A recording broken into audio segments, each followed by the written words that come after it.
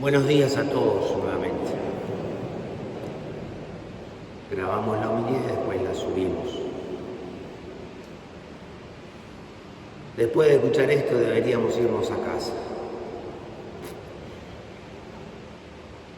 Quiero ser breve y quiero compartir con ustedes el esfuerzo de poder leer esta palabra, meditarla para que pueda ser una respuesta para ustedes. A pesar de que la hemos leído y son muy conocidas estas bienaventuranzas. Pero primero me gustaría detenerme en la primera lectura de Jeremías, que dice una frase: maldito el hombre que confía en otro hombre. Si la entendemos, esta frase puede ser de mucho sentido para nuestras vidas, porque de alguna manera Dios nos invita a confiar en Dios como Dios y a confiar en los hombres como hombres. El problema es cuando se invierten los polos, cuando confiamos en los hombres como si fueran Dios y en Dios como si fuera hombre. Porque los hombres y mujeres defraudamos, no somos Dios. Y un ejemplo de esto es Jesús, que elige a los discípulos en el Evangelio, pero los discípulos nunca lo defraudaron a Jesús, porque Jesús sabía con qué bueyes podía arar, sabía cómo eran ellos, sabía que eran impulsivos, que le iban a prometer bajarle la luna y las estrellas, pero sin embargo ellos fracasaron en sus promesas. Según ellos mismos, según nosotros mismos, lo defraudaron. Pero Jesús no se sintió defraudado. ¿Por qué? Porque nunca tuvo falsas expectativas sobre ellos. Y eso es lo que nos enseña hoy la palabra de Dios. Poder de alguna manera de reconocer que nos hemos equivocado, porque hemos confiado en personas como si fueran dioses. Y eso nos pasa en todas nuestras relaciones, aún en el matrimonio. Cuando volvemos a casa nos dimos cuenta que el que estaba en la vitrina no era el mismo que venía en el paquete. Y al revés. Nos pasa con nuestros hijos, nos pasa con nuestros padres. Entonces, una primera enseñanza es esta: confiar en Dios como Dios y en los hombres y mujeres como lo que son, como lo que somos. El problema está en las expectativas y en la tentación que ordinariamente tenemos, que es la de idealizar. Idealizar, de alguna manera, es, podríamos decir, convertirlo en un ídolo y nos va a defraudar. Solo Dios. Por eso el Salmo decía tan lindo: feliz el hombre que pone en Dios toda su confianza. Nos evitaríamos muchos daños en nuestro corazón si ponemos solo en Dios la confianza que Dios merece y no le damos a los demás la confianza que no merece. Si ese celular es que el Papa me está llamando, díganle que no puedo atender, que voy a rezar por él que está en el hospital. Por otro lado, las bienaventuranzas. Lucas habla de 4, Mateo habla de 8 casi.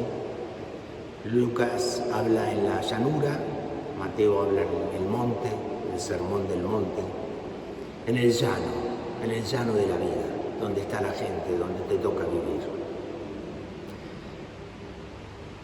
Feliz el pobre es aquel que reconoce que necesita. El rico, según el Evangelio, es el autosuficiente, el autorreferencial, el que se basta a sí mismo.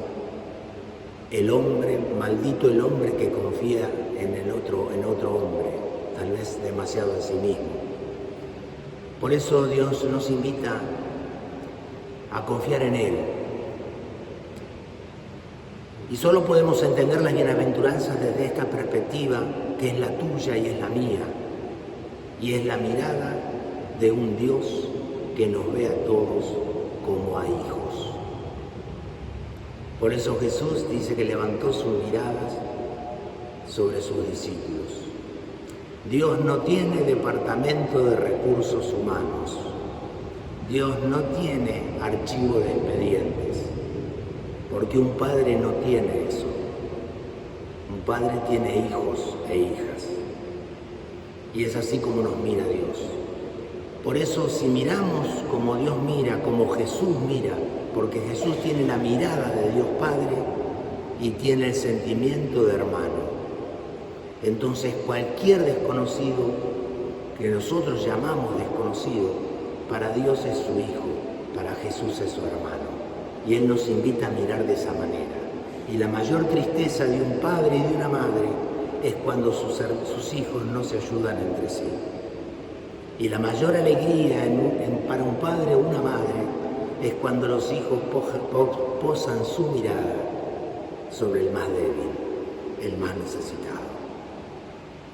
Y entonces desde esa perspectiva entendemos, pobre hay de los ricos, del autosuficiente. Porque de última, como decía la segunda lectura de San Pablo a los Corintios, la resurrección. Si Cristo no resucitó, vana es nuestra esperanza. Tanto los ricos autosuficientes como los pobres pierden seres queridos, lloran por un ser querido. Vos lo sabés bien, yo lo sé bien. Pero para nosotros los pobres que confiamos en Dios, hay una vida prometida en la resurrección de Jesús. Por eso lloramos como lloran todos, pero también reímos con esperanza porque nos volveremos a encontrar con ellos. Porque Jesús venció la muerte. Tanto los pobres como los ricos, según el Evangelio, el autosuficiente y el que es dependiente de Dios, pierden seres queridos. Pero el que no tiene confianza en Dios tiene que acumular cosas en esta vida y disfrutar de ellas, porque no hay otra vida. Para nosotros hay otra vida y hay otro encuentro.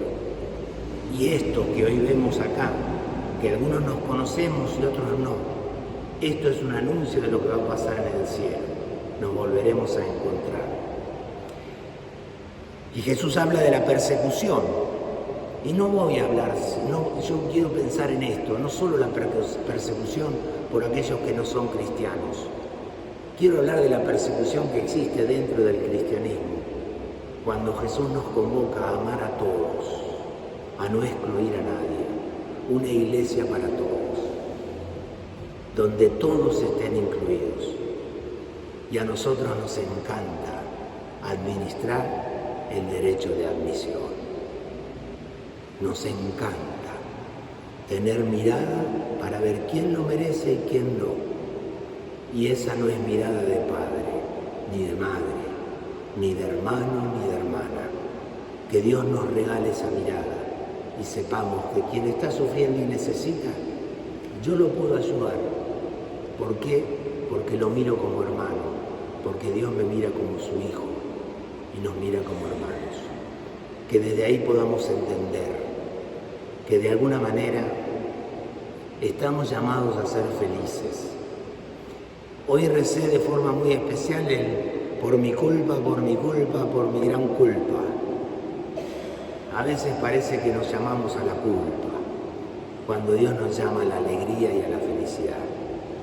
Lo hice adrede, porque si algo nos caracteriza a los católicos es el complejo culpógeno. Y si algo le caracteriza a Jesús es su perdón. Porque Dios escribe tus pecados y los míos en arena, porque el viento de su misericordia los puede borrar.